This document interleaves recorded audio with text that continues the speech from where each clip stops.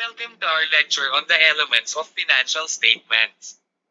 We will explore the core components, the major categories of accounts, the assets, liabilities, equity, revenues, and expenses. Understanding these elements is crucial for analyzing financial statements and making business decisions. Now, let us begin. First, I will discuss those accounts under financial position. Financial position. I will discuss first the asset. So what is asset? Ano ba itong tinatawag na asset at gaano ba ito kahalaga sa isang company based on the definition? Asset is a resource controlled by the enterprise as a result of past events and from which future economic benefits are expected to flow to the enterprise. Ang asset ay isang ari-arian na pagmamayari ng isang individual o negosyo na inaasahang magbibigay ng mga benepisyo sa entity in the future. Ang mga asset ay maaaring material, tulad ng pera, kagamitan, at real estate, o hindi material, tulad ng mga patent at trademark. Mahalaga ang mga ito para sa pagbuo ng kita at pagsuporta sa mga pang-araw-araw na operasyon ng negosyo, at nakatala ito sa balance sheet na ni-categorize either current or non-current assets batay sa inaasahang paggamit o pagkakakonvert nito sa pera.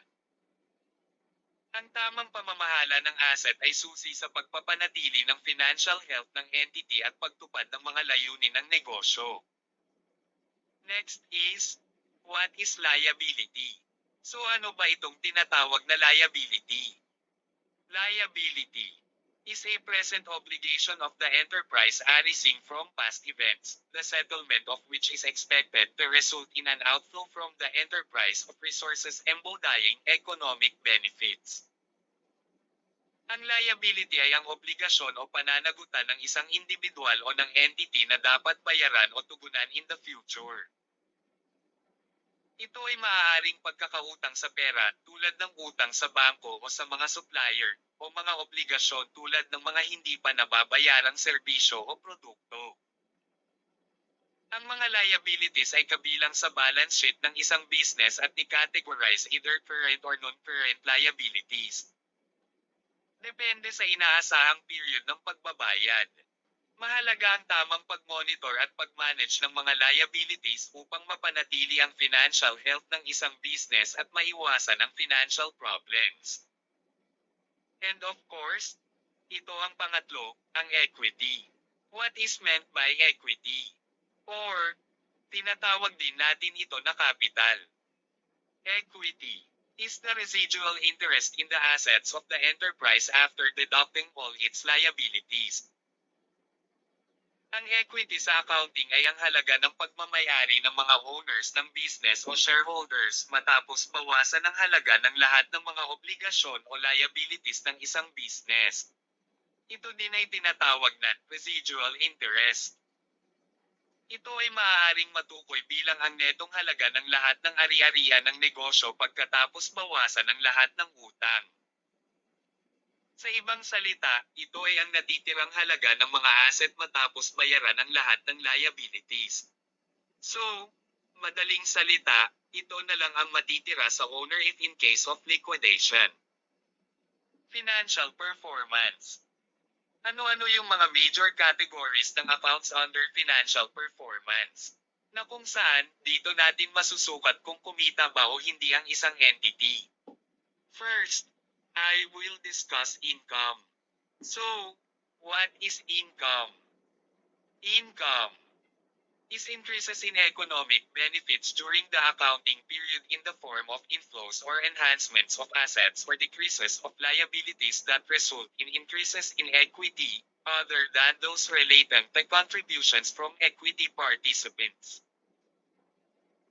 Ang income, sa basic accounting, ay ang kabuuang halaga ng kita o revenue na tinatanggap ng isang individual, negosyo, o iba pang entity mula sa kanilang operasyon o iba pang pinagmulan. Ito ay karaniwang tinutukoy bilang mga halagang kinita ng isang tao o kumpanya mula sa kanilang mga benta ng produkto o serbisyo, mga pag-invest, o iba pang pinagkukunan ng kita. Ang income ay mahalaga sa pagtatansya ng pag-unlad ng isang business, pagsusuri ng kakayahan ng negosyo na kumita, at pagtatakda ng buwis na dapat bayaran batay sa mga kinikita. Then, pangalawa ay i-discuss ko ang tungkol sa revenue at gains. Ano-ano ba ang pagkakaiba ng dalawa? Ang mga ito ay parehong accounts under financial performance. Of course, we define first the two. So ano ba ang revenue? Revenue arises in the course of the ordinary activities of an enterprise. Samantala ang gains represent other items that meet the definition of income and may, or may not, arise in the course of the ordinary activities of an enterprise. Sa accounting, ang revenue at gains ay parehong pinagmumula ng kita ng isang business, ngunit sila ay nagmumula o na-create sa iba't ibang aktibidad at iba-iba ang accounting treatment sa kanila sa financial reporting. Ang revenue ay tumutukoy sa kita na kinita ng isang negosyo mula sa kanilang pangunahing operasyonal na aktibidad or yung tinatawag natin na daily operation. Ito ay kumakatawan sa halaga na natanggap o makokolekta mula sa mga customer sa pamamagitan ng pagbebenta ng mga produkto o pagbibigay ng mga serbisyo. Halimbawa, kita mula sa pagbebenta ng produkto o merchandise, bayad sa serbisyong ibinigay, bayad sa subscription, at iba pa. Samantala, ang gains ay tumutukoy sa kita na nagmumula mula sa mga transaksyon o pangyayari na hindi bahagi ng pangunahing operasyonal na aktibidad ng negosyo. Karaniwan itong may kinalaman sa pagbenta ng mga fixed assets o iba pang mga incidental na transaksyon. Ang mga gains ay karaniwang hindi regular o hindi madalas mangyari. Hindi ito nagmumula sa pang-araw-araw na operasyon ng negosyo kundi mula sa mga pangyayari o transaksyon na paminsan-minsan lamang. Halimbawa, kita mula sa pagbenta ng mga fixed assets, kita mula sa pagbenta ng mga investment, kita mula sa pag-dispose ng iba pang ari-arian, at iba pa. For the continuation of financial performance, we define first what is meant by expenses and losses. So, expenses are decreases in economic benefits during the accounting period in the form of outflows or depletions of assets or incurrences of liabilities that result in decreases in equity, other than those relating to distributions to equity participants. While losses represent other items that meet the definition of expense and may or may not arise in the course of the ordinary activities of an enterprise. Uunahin natin, ano ba ang ibig ng expenses? Ang expenses ay tumutukoy sa mga gastos na isinasaad ng isang entity sa pang-araw-araw na operasyon upang maka-earn ng kita. Ito ay karaniwang kaugnay sa pagbili ng mga materyales, pagbabayad sa mga serbisyo, sweldo ng mga empleyado, at iba pang mga gastos na kinakailangan para sa kanilang normal operations. Ang mga expenses ay bahagi ng pang-araw-araw na pagpapatakbo ng negosyo at karaniwang regular na nagaganap. Halimbawa, gastos sa pagbili ng inventory, bayad sa kuryente at tubig, sahod at sweldo ng mga empleyado, mga gastos sa marketing at advertising, at iba pa. Samantala ang losses. Ang losses ay tumutukoy sa pagkalugi o pagbaba ng halaga ng isang asset o pagkawala ng pera bilang resulta ng hindi inaasahang pangyayari o transaksyon. Ito ay hindi bahagi ng pangunahing operasyonal na gastos ng isang entity, at madalas ay may negatibong epekto sa financial position. Ang mga losses ay karaniwang hindi regular o hindi inaasahan at kadalasang nagmumula sa mga pangyayaring tulad ng pagkawala ng asset or assets disposal or pagbaba sa halaga ng investment, at iba pa. Halimbawa, pagkalugi mula sa pagbenta ng asset na mas mababa kaysa sa book value, pagkalugi mula sa pag-aksidente ng equipment, pagkalugi mula sa pagkabigo sa koleksyon ng utang, at iba pa. Balance sheet. So, ano-ano yung mga accounts na kabilang sa balance sheet? Una, is yung mga accounts under current assets. So what is current assets? Current assets are short-term resources expected to be converted to cash, sold or consumed within 1 year. And it includes cash, cash equivalents, accounts receivables, notes receivables, inventories, prepaid expenses. Ang current asset sa accounting ay tumutukoy sa mga ari-arian ng isang entity na inaasahang mabubuo o mababayaran sa loob ng isang taon o 1 year or less reversal period rule mula sa balance sheet date. Ang mga halimbawa ng current assets ay cash, tumutukoy sa aktwal na pera na nasa kamay or on hand ng business o nasa mga bangko na maaaring agad na gamitin o i-withdraw para sa mga transaksyon. Ang cash equivalents naman, ito ay mga short-term investments na may mabilisang pag-convert sa cash or 3 months or less rule, tulad ng mga money market funds o mga short-term government bonds na may kakaunti or mababang risk.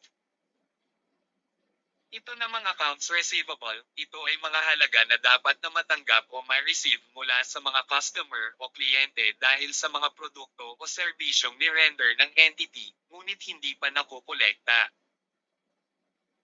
Ang notes receivable naman, ito ay mga halaga na dapat na matanggap mula sa ibang entities o individual, karaniwang may kasamang formal na promissory note o kontrata para sa pagbabayad ng utang. So mas secure dito kaysa sa accounts receivable. Inventories, ito ay mga produktong ginagamit ng negosyo sa pagbibigay ng mga produkto o inventory para sa pagbebenta.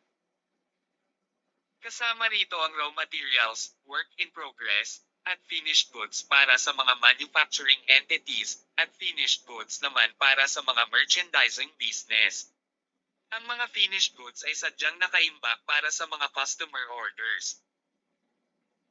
At syempre, kabilang din ang prepaid expenses, ito ay mga gastos na bayad na ng entity ng maaga or mga advance payments, subalit hindi pa nai-expense. Halimbawa nito ay mga bayad sa insurance premiums o mga advance payment para sa mga serbisyong ibinigay. Ang mga current assets ay mahalaga sa pagtukoy ng liquidity at financial health ng isang entity. Ang pag-aaral sa mga ito ay nagbibigay ng impormasyon kung gaano kabilas ang isang negosyo na makapagbayad ng mga utang at gastos in the future. Non-current assets are all assets not classified under current assets. So, ano-ano yung mga accounts na kabilang sa non-current assets? So, bali ang mga ito ay gaya ng property, plant and equipment, accumulated depreciation, intangible assets, long-term investments. Ang non-current assets ay tumutukoy sa mga ari-arian ng isang business na hindi inaasahang ma-convert sa cash o ibenta sa loob ng isang taon or more than a year reversal period from the balance sheet date. Ito ay karaniwang tumatagal ng mahabang panahon at naglalaan ng halaga na magagamit ng isang business para sa kanilang operation. Kabilang dito ay ang property, plant, and equipment. Ito ay mga ari-arian na ginagamit ng negosyo sa pang-araw-araw na operasyon upang mag-produce ng mga produkto o serbisyo. Kasama rito ang mga land, building, machinery, kagamitan, at iba pang physical na ari-arian na kailangan para sa produksyon. Ang accumulated depreciation naman ay isang contra-asset account. Ito ay ang kabuuang halaga ng depreciation expenses na na-charge sa PPE mula nang ito ay na-acquire at na-record sa accounting books. Ang depreciation ay isang accounting method na ginagamit upang spread out ang cost ng PPE sa estimated life ng gamit na nagre-reflect ng pagbabawas ng halaga nito dahil sa paggamit at paglipas ng panahon. Intangible assets, ito ay mga hindi material na ari-arian na may halaga sa entity. Ito ay walang pisikal na anyo, cannot be seen and cannot be touched. Kasama dito ang mga patents o karapatan sa imbensyon, trademarks o yung mga tatak ng produkto, copyrights o karapatan sa akda, goodwill or halaga ng magandang reputasyon ng negosyo, at iba pang mga intangible na asset. Long-term investments, ito ay mga pag-aari ng negosyo na inilalagay sa mga investment securities na hindi inaasahang ibenta sa loob ng isang taon. Kasama dito ang mga equity investment sa ibang kumpanya, mga government bonds na inilalaan para sa pangmatagalang pag-i-invest, at iba pang mga long-term financial instruments. Ang mga non-current assets ay mahalaga sa pagtukoy ng pangmatagalang kapasidad ng isang business entity na magbigay ng halaga at magtagumpay sa market. Dumako naman tayo sa liability section. First, what is current liabilities? Current liabilities are short-term financial obligations due within 1 year. It is expected to be settled in cash or through the delivery of goods and services. And it includes accounts payable, notes payable, accrued liabilities, unearned revenues, current portion of a long-term debt. Ang current liabilities ay tumutukoy sa mga obligasyon o utang ng isang entity na dapat bayaran o tugunan sa loob ng isang taon start from the balance sheet date. Ito ay karaniwang bahagi ng daily operations ng business at kabilang sa mga halimbawa nito ay ang accounts payable. Ito ay mga halaga na dapat bayaran ng negosyo sa mga supplier o creditors dahil sa mga materyales o serbisyong natanggap pero hindi pa nababayaran in the current period. Notes payable. Ito naman ay exact opposite ng notes receivable. Ito ay secured liability. Ito ay mga halaga na dapat bayaran ng negosyo sa ibang entities o individual, karaniwang may kasamang formal na promissory note o kontrata para sa pagbabayad ng utang. Ang accrued liabilities naman ay, ito ay mga utang o obligasyon na natanggap ngunit hindi pa nabayaran in the current period. Halimbawa nito ay mga sahod at sweldo ng mga empleyado na nai-accrue ngunit hindi pa nai-release ang bayad. Unearned revenues, ito ay mga halaga na natanggap ng entity mula sa mga customer o kliyente bilang advance payment ng customer para sa mga produkto o serbisyo na hindi pa na-deliver or na-render ng buo. Itong current portion of long-term debt naman, ito ay bahagi ng kabuuang utang ng negosyo na dapat bayaran sa loob ng isang taon from the balance sheet date. Ito ay karaniwang bahagi ng long-term debt na kasalukuyang nasa panahon ng pagbabayad. Non-current liabilities. All liabilities not classified under current liabilities. It is a residual definition from current liabilities. It includes mortgage payable, bonds payable. Ang non-current liabilities ay mga obligasyon o utang ng isang negosyo na hindi inaasahang bayaran o tugunan sa loob ng isang taon, or more than a year from the balance sheet date ang reversal period.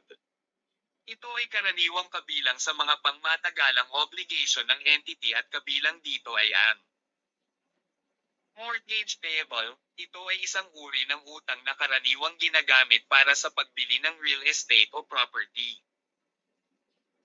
Ang mortgage payable ay karaniwang may mahabang panahon ng pagbayad, kadalasang higit sa isang taon, at karaniwang may kasamang interest na binabayaran ng negosyo sa bawat termino ng pagbabayad. Ang bonds payable naman ay, ito ay mga utang na mayroong formal na kontrata o certificate of indebtedness na tinatawag na bond. Ang bonds ay nahahati sa iba't ibang bondholders o investor, at ito ay pinapatunayan ng bond certificate na hawak nila. Ang mga bonds payable ay karaniwang inilalabas ng isang korporasyon o gobyerno upang magkaroon ng pondo para sa pangmatagalang proyekto o pagpapalawak ng operasyon. Karaniwan din itong may katumbas na interest na binabayaran ng negosyo sa mga bondholder. Owner's equity. Ito ay residual interest ng business in case of liquidation. Ito ay naipaliwanag kanina lamang. Sa equity section, kabilang dito na accounts ay ang capital, withdrawals, income summary. Sa accounting, ang owner's equity ay tumutukoy sa netong halaga ng mga ari-arian ng owner ng isang business matapos bawasan ang halaga ng lahat ng mga obligasyon o liabilities ng negosyo. Ito ay nagbibigay ng pananagutan sa mga may-ari ng negosyo sa lahat ng assets na pag-aari ng kumpanya pagkatapos bayaran ang lahat ng utang. Ang equity ng may-ari ay binubuo ng mga sumusunod na elemento. Capital, ito ay ang halaga ng puhunan o investment ng may-ari ng negosyo. Ito ay ang initial na puhunan ng may-ari sa negosyo, at kung may mga dagdag na puhunan na idinagdag pa ay dito ina-account. Ang withdrawal o drawing account naman ay, ito ay ang halaga ng pera o ari-arian na inilabas ng may-ari ng negosyo para sa personal na pangangailangan. Ang pag-withdraw ng pera o ari-arian ng may-ari ay nagbawas sa equity ng kumpanya o business. Samantala ang income summary ay, ito ay temporary account na ginagamit upang i-aggregate ang lahat ng income at expenses sa isang accounting period bago ay transfer sa owner's equity. Ito ay ginagamit para sa pagtatapos ng accounting cycle at pag-compute ng net income o net loss para sa period na iyon. Income statement. Income. Dalawa ang klase ng account name na makikita sa income statement ng isang entity depende kung anong nature ng business, kung ito ba ay service business o merchandising business. Ang mga ito ay ang service income. Ito ay makikita sa revenue section kapag ito ay service business. At sales, kung ito naman ay isang merchandising business. So, ipapaliwanag ko ang mga ito. Ang service income ay tumutukoy sa kita na kinita sa pamamagitan ng pagbibigay ng mga serbisyo sa mga customer o kliyente. Ito ay may kinalaman sa pagganap ng mga gawain, pagbibigay ng expertise, o paghahatid ng mga intangible na benepisyo sa mga customer. Ang service income karaniwang nagmumula sa paghahatid ng mga serbisyo kaysa sa pagbebenta ng mga pisikal na produkto o tinatawag na merchandise inventory. Madalas nakasama dito ang mga espesyalisadong kasanayan o expertise na ibinibigay ng negosyo. Halimbawa, bayad sa consulting, legal services, accounting services, IT support, healthcare services, education services, at iba pang professional services.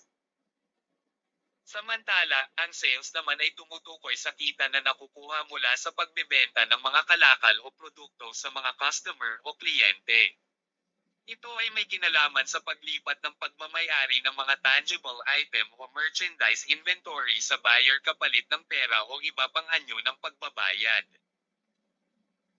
Ang sales revenue ay nagmumula sa pagbebenta ng mga pisikal na kalakal o tinatawag na merchandise inventory, na ginagawa o binibili ng isang business para ibenta sa mga customer. Halimbawa, pagbebenta ng mga damit sa tindahan, electronics, groceries, furniture, automobiles, at anumang iba pang tangible goods na ibinebenta sa mga consumers o negosyo. Continuation of income statement. Expenses, ang mga ito ay mga klase ng expenses o mga gastusin ng isang entity, kabilang dito ay ang cost of sales, salaries or wages expenses, utilities expense, supplies expense, rent expense, insurance expense, depreciation expense, uncollectible accounts expense, interest expense. Ang expenses ay tumutukoy sa mga gastusin o paglabas ng pera ng negosyo upang earn ang kita at mapanatili ang operasyon nito. Ang iba't ibang uri ng expenses ay ang cost of sales or cost of goods sold. Ito ay gastos na direktang nauugnay sa produksyon ng mga produkto o serbisyong ibinibenta ng negosyo. Kasama rito ang mga gastos sa raw materials at labor na ginagamit sa paggawa ng mga produkto. Halimbawa, mga gastusin sa pagbili ng materyales para sa paggawa ng produkto at mga sahod ng mga manggagawang nagpoproseso ng produkto. Salaries or wages expense, ito ay mga bayad na ibinibigay sa mga empleyado bilang kompensasyon sa kanilang trabaho. Kasama rito ang mga sweldo, sahod, at iba pang benepisyo. Normally, ang term na salary ay appropriate sa mga white-collar job na kung saan monthly ang bayaran nito. Samantala, ang wages naman ay applicable sa mga blue-collar job na kung saan pwedeng per hour or per unit ang sahuran. Halimbawa ng mga ito ay sahod ng mga empleyado, bayad sa overtime, at mga bonus. Utilities expense, ito ay mga gastusin sa mga serbisyo ng utilities na ginagamit ng negosyo sa pang-araw-araw na operasyon. Halimbawa, bayarin sa kuryente, tubig, gas, at telepono. Ang supplies expense naman ay gagastusin para sa mga consumable supplies na ginagamit ng negosyo sa operasyon. Halimbawa, gasto sa pagbili ng mga office supplies, cleaning supplies, at iba pang ginagamit na materyales. Rent expense, o mga bayad para sa pag-upa ng mga gusali, espasyo, o kagamitan na ginagamit ng negosyo. Halimbawa, bayad sa rente ng opisina, tindahan, o warehouse. Insurance expense, ito ay mga gastusin para sa mga insurance premiums na binabayaran ng negosyo upang protektahan ang business assets laban sa iba't ibang uri ng risk. Halimbawa, gasto sa mga insurance para sa property, liability, health, at business interrupt. Samantala ang depreciation expense ay ang pagbaba ng halaga ng mga fixed assets ng negosyo dahil sa paggamit at paglipas ng panahon. Ito ay isang non-cash expense na ay record sa books upang ipakita ang pagliit o pagbaba ng halaga ng mga ari-arian. Halimbawa, depreciation ng mga kagamitan, makina, at mga sasakyan. Ang uncollectible accounts expense o tinatawag na din na bad debts expense ay ang halaga ng mga accounts receivable na hindi na mababayaran ng mga customer. Ito ay record sa books bilang expense upang ipakita ang pagkakautang na maaring hindi na makokolekta in the future. Halimbawa, mga utang ng customer na hindi na mababayaran dahil sa bankruptcy o iba pang dahilan. At ang panghuli ay ang interest expense. Ito ay mga bayad na ibinibigay sa mga nagpapautang dahil sa paghiram ng pera. Ito ay karaniwang may kaugnayan sa mga loans, bonds, o iba pang utang. Halimbawa, bayad sa interes ng business loans, mortgages, at bonds. Ang pag-unawa sa iba't ibang uri ng expenses ay mahalaga upang matukoy ang kabuuang gastusin ng negosyo, masuri ang profitability, at makagawa ng tamang financial planning and reporting. Thank you.